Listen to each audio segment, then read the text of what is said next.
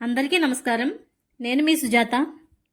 ఉదయమైనా సాయంత్రమైనా ఏదైనా టిఫిన్ తయారు చేయాలి అనుకుంటే కనుక ఇలా చపాతీతో పాటుగా బంగాళదుంప వేపుడు చేసి చూడండి. టేస్ట్ అయితే అదిరిపోతుంది. ముందుగా చపాతీ తయారు చేసుకోవడానికి నేను ఒక పావు కేజీ గోధుమ పిండి తీసుకున్నాను. ఇదైతే ఫ్రెష్. నేను ఈ విధంగా తీసుకున్నాను. మీరు కొంచెం నిలవ పిండి అయితే కనుక జల్లించుకోండి. ఇప్పుడు నేను ఇందులో ఒక పావు టేబుల్ స్పూన్ సాల్ట్ వేసాను. వేసి ఒకసారి బాగా కలపండి. ఇలా కలిపిన తర్వాత పాలు అయితే తీసుకుని వేస్తున్నాను నేను. పాలు వేసుకోవడం వల్ల మనకి చపాతీ అనేది చాలా సాఫ్ట్గా వస్తుంది, మెత్తగా స్మూత్గా బాగుంటుంది. టేస్ట్ కూడా చాలా బాగుంటుంది. పిల్లలకి పెట్టడానికి అయితే ఇలా పాలు వేసి చేస్తే వాళ్ళు బాగుంటారు. ఇప్పుడు నేనైతే ఇందులో ఒక 100 ml అయితే పాలు పట్టాయి నాకు. చిక్కటి పాలు వేసాను నేను. ఇలా మొత్తం పిండి అంతా కూడా బాగా కలపాలి. నేను చూపించిన విధంగా మొత్తం కలిపేయండి. ఇలా కలిపిన తర్వాత కన్సిస్టెన్సీ ఈ విధంగా ఉంటే సరిపోతుంది. బాగా గట్టిగా కాకుండా మీడియంగా ఉండాలి. ఇలా మనకి కొంచెం చేతికి అంటుకుంటున్నట్టుగా అనిపిస్తే కనుక ఒక 2 స్పూన్స్ ఆయిల్ అయినా నెయ్యి అయినా వేస్తే అది అడ్జస్ట్ అయిపోతుంది. మనం చపాతీలు చేసుకునేటప్పుడు పిండి వేసుకోకపోయినా మామూలుగా అయినా వచ్చేస్తాయి, చేసేసుకోవచ్చు. అంటుకోకుండా బాగా చపాతీలు అనేవి తయారు చేసుకోవచ్చు. ఇలా తయారు చేసిన తర్వాత ఈ పిండి అంతా కూడా సరే ఎంత బాగా కలిపానో నేను ఒక 10 నిమిషాలైనా కలపాలి మ్యాక్సిమం. మనం ఎప్పుడైనా సరే చపాతీలు చేసుకునే ముందు ఒక అరగంట ముందు పిండి కలిపేసుకుని పక్కన ఉంచుకుంటే కనుక చపాతీలు అనేవి చాలా సాఫ్ట్గా వస్తాయి. ఇప్పుడు నేను చూపించిన విధంగా ఇవన్నీ కూడా మొత్తం ఉండలు చేసేసుకోండి. మీకు ఏ సైజులో కావాలో సైజులో చేసుకోవచ్చు. మీకు పెద్ద చపాతీలు కావాలంటే కొంచెం పెద్ద సైజు, మామూలు మీడియం అయితే ఇలా చేసుకుంటే సరిపోతుంది. నేనైతే కొంచెం చిన్న సైజే చేస్తున్నాను. అంటే పిల్లలు ఉన్న వాళ్ళు అయితే కొంచెం చిన్న సైజు చేసుకుంటే పాడవకుండా ఉంటాయి, వేస్ట్ అవ్వు. ఈ విధంగా మొత్తం అన్నీ కూడా రౌండ్ బాగా గుండ్రంగా చేయండి. నేను చూపించిన విధంగా ఇలా ఈ సైజ్ అయితే చేసుకుని గుండ్రంగా చేసుకోవాలి. ఇప్పుడు వీటిని పైన ఒక తడి క్లాత్ వేసి పక్కన పెట్టేసుకుంటే మనం ఈలోగా కుర్మా బంగాళదుంప వేపుడు తయారు చేసుకునే లోపల ఇవి సాఫ్ట్గా అవుతాయి. ఇప్పుడు నేనైతే బంగాళదుంపలు పావు కేజీ ఇలా సన్నగా తరిగాను. ఒక 2 ఉల్లిపాయలు 2 పచ్చిమిర్చి సన్నగా తరిగేసి ఇప్పుడు స్టవ్ మీద కడాయి పెట్టి మీడియం ఫ్లేమ్ మీద ఒక 4 స్పూన్లు ఆయిల్ వేసి ఈ మనం తరిగిన ఉల్లిపాయ, పచ్చిమిర్చి, బంగాళదుంప ఉంది కదా, వేసేసి ఒక పావు టేబుల్ స్పూన్ సాల్ట్ వేసాను. వేసి ఒకసారి బాగా కలపాలి. నేను చూపించిన విధంగా బాగా వేపండి. సాల్ట్ అనేది ముందు వేసేయడం వల్ల మనకి ఉల్లిపాయలు, బంగాళదుంపలు ఇవన్నీ కూడా తొందరగా మగ్గిపోతాయి. ఇలా వేసేసిన తర్వాత మూత పెట్టండి.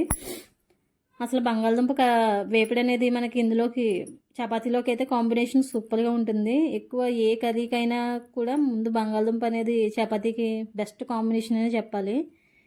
ఇప్పుడు ఇందులో ఒక 2 చిటికల పసుపు, ఒక అర స్పూన్ అయితే కారం వేసాను నేను. ఇదంతా వేసేసి బాగా వేపాలి.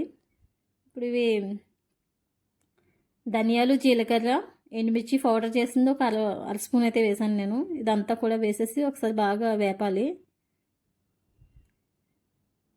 నేను చూపించిన విధంగా బాగా వేపేసుకోండి. ఇందులో వెల్లుల్లిపాయలు కూడా చెదకొడి వేసుకోవచ్చు 2. ఇలా వేయడం వల్ల టేస్ట్ అనేది బాగుంటుంది.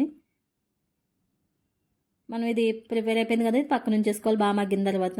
ఇప్పుడు చపాతీలు ఆల్రెడీ ఉండలు చేసుకున్నాం కదా, ఈ ఉండలతో మనం చపాతీలు అనేవి ఇలా రౌండ్గా చేసుకోండి. రౌండ్ అనే కాదు, మామూలుగా మనకి పొరల కింద రావాలంటే కనుక చపాతీని ఇలా ఫస్ట్ ఇలా రౌండ్గా చేసుకుని మడత పెట్టి నేను చూపించిన విధంగా చేసుకుంటే మీకు షేప్ అనేది ఇలా ట్రయాంగిల్లో వస్తుంది, కానీ పొరల కింద వస్తుంది చపాతీ. టేస్ట్ కూడా చాలా బాగుంటుంది. మాకైతే చిన్నప్పుడు మా అమ్మగారు ఇలాగే చేసేవారు. ఇలా మొత్తం చపాతీలన్నీ కూడా మీరు చేసేసుకుని ఒక ప్లేట్లో వేసుకోండి.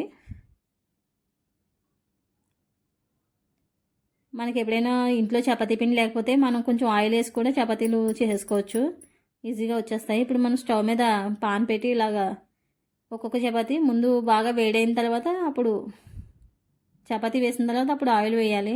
ముందే ఆయిల్ వేయకూడదు. ఇలా మీకు ఆయిల్ ఇంట్రెస్ట్ లేని వాళ్ళు స్కిప్ చేసి మామూలుగా ఉత్తి చపాతీలు కాల్చేసుకోవచ్చు. ఇప్పుడు మంట అనేది కొంచెం పెద్దది ఉండాలి.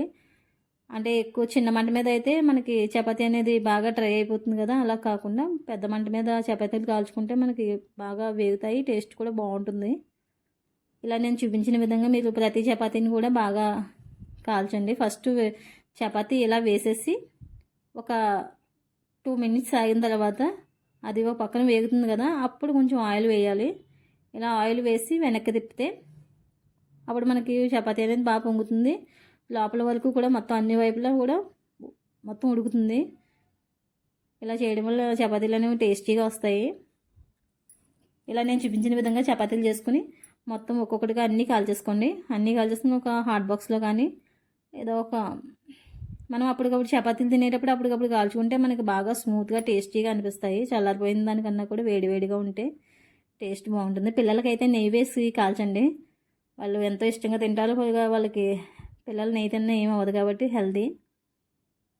సరే ఇలా మొత్తం అన్ని చపాతీలు కూడా కాల్చేసుకోండి. మెత్తగా వచ్చే చూడండి ఎంత సాఫ్ట్గా ఉన్నాయంటే ఇలా ఫోల్డ్ అయిపోతుంది. టేస్ట్ కూడా అలా కమ్మగా రుచిగా చాలా బాగున్నాయి. మీరు కూడా ఒకసారి ఇలా బంగాళదుంప కుర్మాతో వేపుడుతో ట్రై చేసి చూడండి. నెక్స్ట్ మీకు ఏ రెసిపీ కావాలో కామెంట్ చేయండి. ఈ వీడియో కనుక మీకు నచ్చినట్టయితే లైక్ చేయండి. Please subscribe my channel. Thank you for watching.